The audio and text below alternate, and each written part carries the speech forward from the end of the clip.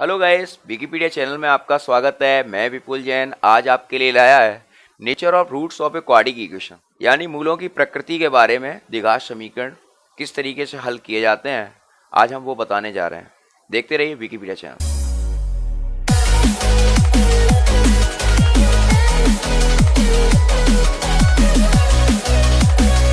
आज हम बात कर रहे हैं द्विघात समीकरण के मूलों की प्रकृति के बारे में, यानी nature of the roots of a equation, quadratic equation.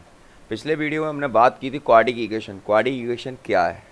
आज हम बात कर रहे हैं क्वाड्रिक इक्वेशन के मूलों की प्रकृति के बारे में। तो मैंने यहाँ लिखा हुआ है द्विघात समीकरण का ये सामान्य रूप, ये हमारी जनरल फॉर्म है। A X square plus B X plus C बराबर 0। इसमें x एक अज्ञात चर है, एक अज्ञात वेरिएबल है, और ए बी सी ज्ञात वेरिएबल है, यानी A B C real number है। इस द्विघात समीकरण को सॉल्व करने के लिए x के हमें दो वैल्यू प्राप्त होते हैं, जैसा कि हमने पिछली वीडियो में हमने आपको बताया था। यहाँ पर दो मान हमें ये दो सूत्र के माध्यम से श्रीधराचार्य जी के मिल रहे हैं। x बराबर minus B plus root B square minus 4ac/2a और x बराबर minus B minus root B square minus 4ac/2a। Quadratic equation के जो रूट्स हैं, जो दो मूल हैं, ये दो मूल हम Greek letters alpha and beta से रिप्रेजेंट करते हैं। इनको हम इस तरीके से भी लिखते हैं, अल्फ़ा बराबर minus B plus root B square minus 4ac/2a, और दूसरे को बीटा बराबर minus B minus root B square minus 4ac/2a। अब प्रश्न हमारे सामने जब आता है, ये तो हमारे दो मूल हो गए, लेकिन मूलों से पहले अगर सिर्फ हम इस वैल्यू को बी स्क्वायर माइनस 4ac को बिना सॉल्व करे सिर्फ इसको चेक कर लें, तो हमें मूलों की प्रकृति मालूम पड़ जाती है कि मूलों की प्रकृति है कैसी। अब मूलों की प्रकृति को जानने से पहले तीन कंडीशन हमारी अप्लाई होती हैं। जैसे सबसे पहले हम विभक्तर की बात करते हैं।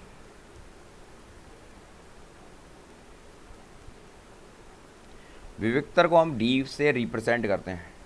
विभक्तर दैट इज डी बराबर बी स्क्वायर माइनस 4ac। इसकी वैल्यू ये हम जब विभक्तर ज्ञात करते हैं तो हमें डी निकालना पड़ता है।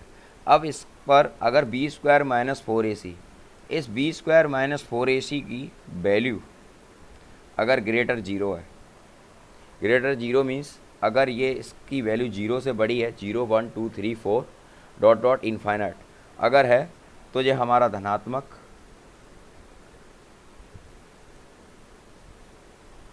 वास्तविक और परिमेय होगा।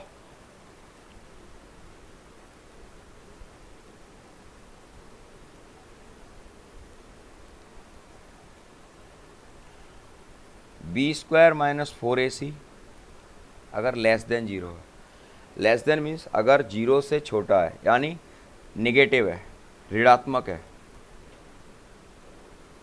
तो इसके जो मूल आएंगे वो आएंगे काल्पनिक।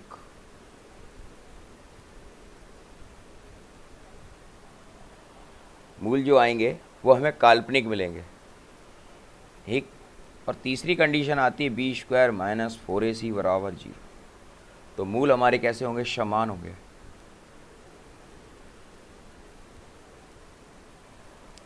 इन तीन कंडीशन पर हमारा ये क्वाड्रिक इक्वेशन के रूट्स कार्य करते हैं। जैसा मैंने आपको बताया, B square minus 4ac greater 0, मतलब 0 से वह बड़ा है। कितना बड़ा है? 0 से +1 +2 +3, यानी प्लस वैल्यू की बात हो रही है, तो हमारा वास्तविक है, रियलाइज है। सेकेंड कंडीशन है B square minus 4ac less than 0, वह ऋणात्मक है, यानी 0 से छोटा है। छोटा कितना भी हो सकता है, तो वह वैल्यू इमेजनरी है, काल्पनिक है। और थर्ड कंडीशन है हमारी बी स्क्वायर माइनस 4ac बराबर 0, तो मूल हमारे समान होंगे अगर कंडीशन 0 आती है। अब कैसे क्वेश्चन बनता है हमारा वीडियो के अंदर इस क्वाड्रिक इक्वेशन के अकॉर्डिंग, आइए देखते हैं।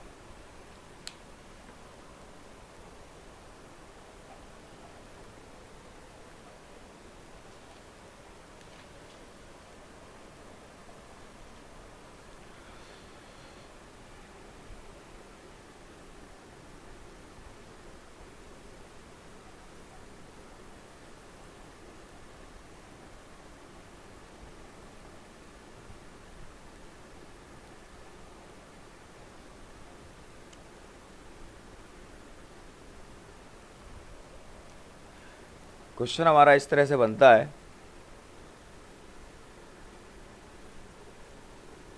द्विघात समीकरण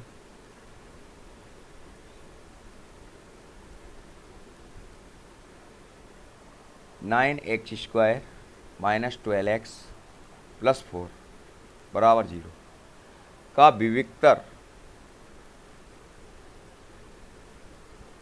विविक्तर ज्ञात कीजिए।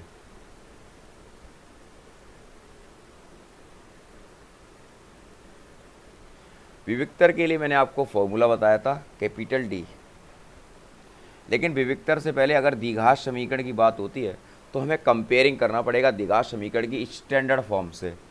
तो यहाँ मानना पड़ेगा माना द्विघात समीकरण A X square plus B X plus C बराबर 0 से तुलना करने पर, यहाँ देखिए ए बराबर हमारे पास 9 है, बी बराबर -12 है और सी बराबर 4 है।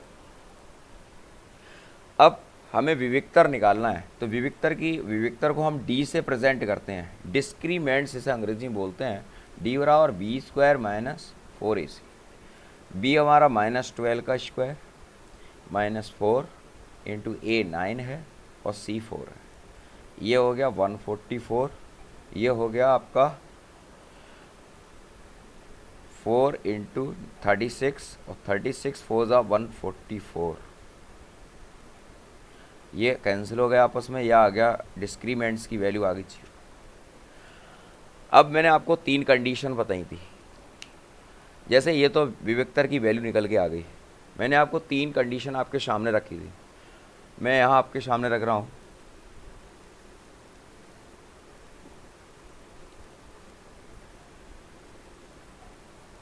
विविक्तर की मैंने 3 कंडीशन आपको बताई, B square minus 4ac greater 0, B square minus 4ac less than 0, B square minus 4ac बराबर 0।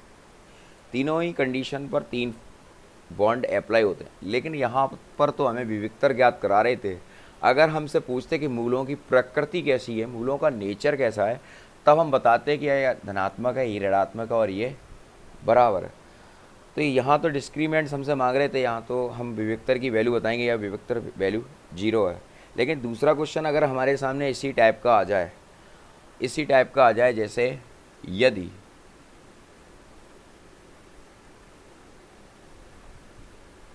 द्विघात समीकरण 3x square minus 4x minus a बराबर 0 बोले आपसे, 3x square minus 4x minus a बराबर 0, डिस्क्रीमेंट्स की वैल्यू आपसे दे दी जाए कि 112 है।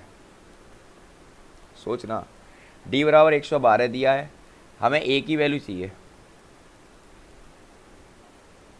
a की वैल्यू निकाल के बताओ। यदि द्विघात समीकरण ये इतना है, d 112 है, a का मान आप निकालिए, तो a का मान निकालेंगे वही कंपेयरिंग द्विघात समीकरण A X square plus B X plus C बराबर 0 से कंपेयरिंग करेंगे, तुलना करेंगे तो a बराबर 3 होगा, b बराबर -4 होगा, c बराबर -a होगा। हम विविक्तर का वही फॉर्मूला लगाएंगे, d बराबर B square minus 4ac, d की वैल्यू की जगह इसे कभी कभी d दे देते हैं लिखा हुआ, और कभी कभी विविक्तर देते हैं, और कभी कभी सीधा सीधा बोल देते हैं कि विविक्तर का मान 112 है। 112 -4 का स्क्वायर -4 इंटू ए हमारा कितना है 3 और c हमारा है -a, 4 4 16 12 और माइनस माइनस हो जाएगा प्लस 12 112।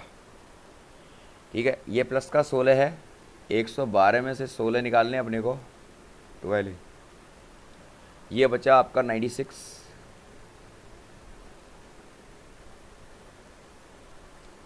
अब ये गुणा में थे, यहाँ भाग में आएंगे, 96/12 बराबर a,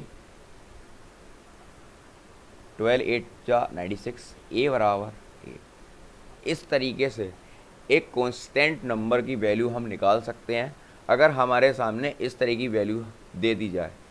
लेकिन जैसे यदि द्विघात समीकरण 3x स्क्वायर -4x माइनस ए बराबर 0 है। विविक्तर हमें 112 दिया है, ए का मान निकालना है। तो ए का मान निकालने के लिए हमें स्टैंडर्ड फॉर्म क्वाड्रेटिक इक्वेशन से ही तुलना करनी पड़ेगी। मैं एक बात आपको विशेषतर बताना चाहता हूँ कि अगर द्विघात समीकरण का कोई भी इक्वेशन है तो आपको स्टैंडर्ड फॉर्म से कंपेयरिंग करनी पड़ेगी, ये फैक्ट है। आपको बिना उसकी तुलना करे आप कोई भी क्वेश्चन नहीं निकाल सकते। हम तुलना करेंगे, ए और बी सी के मान निकालेंगे, उसके बाद ही जो हमसे पूछा गया हम उसका कार्य करेंगे। जैसे यहाँ पर हमसे पूछा था कि डी ए का मान निकालना था, लेकिन डी बराबर बी स्क्वायर माइनस 4ए से मैंने ए बराबर 8 को निकाल दिया। अब बात आती है इनकी, जिसकी मैं बात कर रहा था स्टार्टिंग में। B square minus 4ac greater 0 कब होता है, B square minus 4ac less than 0 कब होता है, और बी स्क्वायर माइनस 4ac बराबर 0 कब कैसे होता है, आओ देखते हैं। देखो ये क्वेश्चन पहले से लिखा हुआ है, अगर यहाँ पर यही क्वेश्चन चेंज हो जाए, यहाँ भी पूछ लिया जाए कि यदि द्विघात समीकरण ये इतना है, इसके मूलों की प्रकृति बताओ, यहाँ आ जाए विविक्तर कीजिए मूलों की प्रकृति, यानी नेचर ऑफ रूट्स, जैसा मैंने यहाँ लिख रखा है। नेचर ऑफ रूट्स आप बताइए क्या है। यहाँ वैल्यू आई डी का मान कितना आया 0, यानी जो इसकी जो मूल हैं वो कैसे होंगे, समान होंगे। यहाँ लिख सकते हैं मूलों का द्विघात समीकरण के मूल समान होंगे, इस तरह से लिखते हैं द्विघात समीकरण के मूल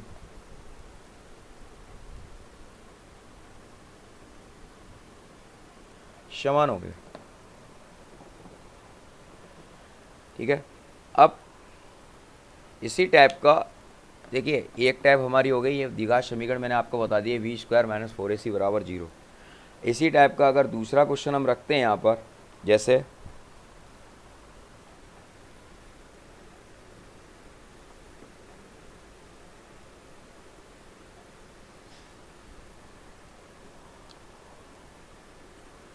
यदि द्विघात समीकरण x square plus 6x plus 9,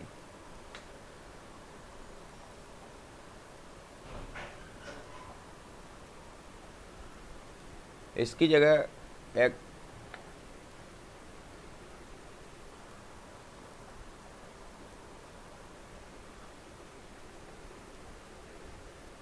इसको करते हैं, यदि द्विघात समीकरण 3x square minus 2x plus 4 बराबर 0 ये है, तो मूलों की प्रकृति बताओ, मूलों की प्रकृति बताओ, यानी नेचर ऑफ रूट्स आप बताइए अगर ये समीकरण है। ठीक, जैसे अब वही बात जो मैं बात अभी आपको बोल रहा था, द्विघात समीकरण ax square plus bx plus c बराबर 0 से सबसे पहले तुलना करनी है। ये बात तो हर प्रश्न में आपको लिखनी ही निकली है 101%। a बराबर 3, b बराबर -2 एंड c बराबर 4।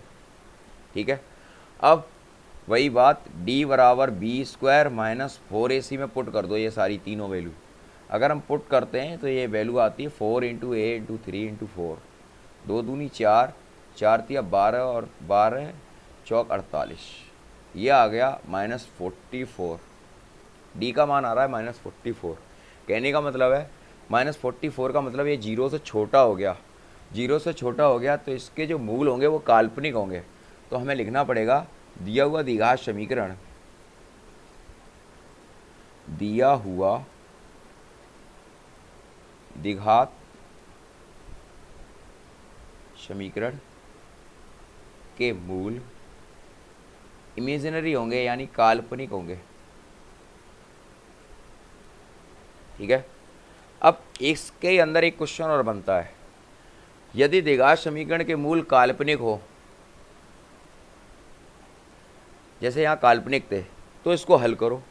एक प्रश्न और बनता है, यदि द्विघात समीकरण के मूल वास्तविक हैं, अगर वास्तविक हो तो हल करो। अब यहाँ तो काल्पनिक आ गए तो हम नहीं हल करेंगे।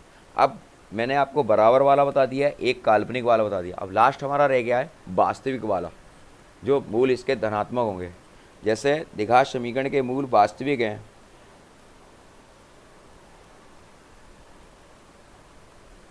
जैसे मैं यहाँ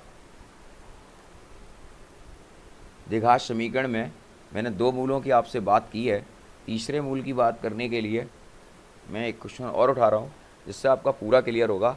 जैसे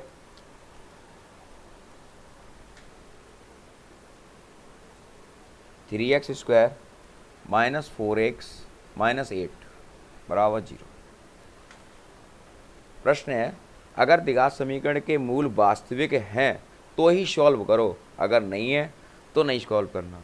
कहने का मतलब है, अगर द्विघात समीकरण के मूल 0 से बड़े आते हैं तो सॉल्व करना है। यहाँ लिखेंगे द्विघात समीकरण ax² plus bx plus c बराबर 0 से तुलना करो।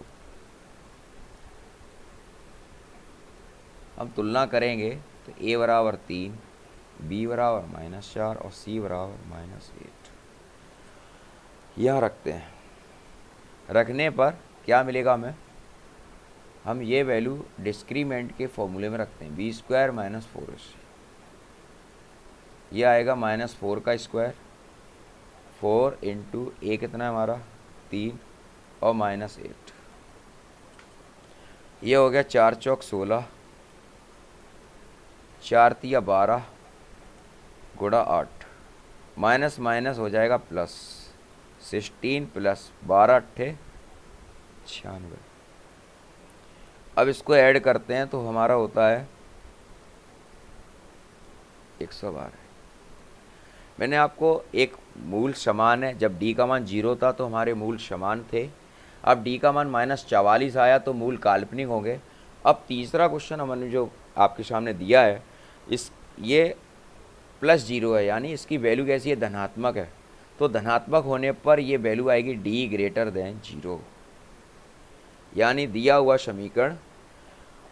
समीकरण के मूल वास्तविक हैं। यहाँ लिख सकते हैं मूल वास्तविक है।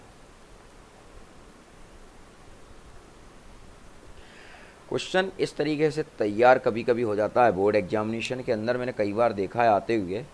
अगर द्विघात समीकरण के मूल वास्तविक हैं तो इसे हल करो, तो इसे सॉल्व करो। अब जैसे आपके सामने ये मूल वास्तविक हैं, हमें पता लग गया कि ये +112 आ रहा है, तो इसको सॉल्व कैसे करना है वो आप देखिए। जैसे मैंने आपको ये बता दिया कि -44 मूल काल्पनिक है, +112 वास्तविक है, और एक इससे पहले बताया था इसके मूल 0 थे तो वो समान है। जैसे अगर इसके मूल वास्तविक हैं, द्विघात समीकरण के मूल वास्तविक है, इन्होंने हमें ये बताया, तो हम अब कंपेयरिंग कैसे करेंगे। जैसे 3x² माइनस 4x माइनस 8 बराबर 0, ये हमें बात पता लग गई। अब द्विघात समीकरण के मूल इन्होंने हमसे कहा वास्तविक हैं तो ही हल करना है, तो हमें 2 मूल ज्ञात करने हैं। अब जैसे इसका अगर मध्य पद से गुणनखंड करके सादा तरीके से निकला है तो ज़्यादा बेटर है। 8 तिया 24, 24, 12, 6, 3, 1, हमें 4 लाने हैं। 2 दूनी 4 दूनी 8 नहीं आएंगे। हम इसे श्रीधराचार्य जी से सॉल्व करेंगे। ax² plus bx plus c बराबर 0 से तुलना करना है। तो a बराबर 3, b बराबर -4 और c बराबर -8। यहाँ लगाओ श्रीधराचार्य जी से। पिछली वीडियो में हमने इस फॉर्मूले को समझाया था। इनका फॉर्मूला है x, यहाँ वही वेरिएबल आता है जो इसके साथ होता है। मेरे साथ x है इसका, तो मैंने यहाँ x लिखा है -b plus minus root b² minus 4ac/2 है। यहाँ वैल्यू लगाइए, -4 प्लस माइनस रूट b² हमारा है -4 का स्क्वायर, -4 इंटू a हमारा है 3 और c हमारा है -8 और 2 इंटू ए कितना है 3। माइनस माइनस प्लस हो जाएगा, प्लस माइनस रूट 16, 4 तिया 12 होते हैं और 12 अट्ठे 96 होते हैं और माइनस माइनस होता है प्लस और 2 तिया 6। ठीक है, यहाँ देखते हैं हम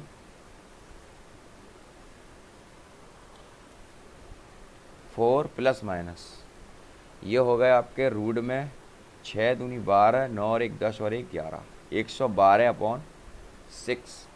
अब हम 112 के अगर फैक्टर करें, ओपन जी 10 2 6 12, 2 दूनी 4, 8 16, 14, 7 एकम 7, ये आ रहा है 2 2। तो हम इसको लिख सकते हैं 4 प्लस माइनस, पहले हम ब्रैकेट के अंदर लिखते हैं 2 2 2 2 और 7, यानी 4 बार 2 आए, एक बार 7 आया है अपॉन 6। तो इसका लिखने का ये वो तरीका है, स्क्वायर रूट देखेंगे पेयर बनाकर। तो हमारा 2 और 2 √7 बाहर √6, तो ये आ गया 4 प्लस माइनस 4 √7/6।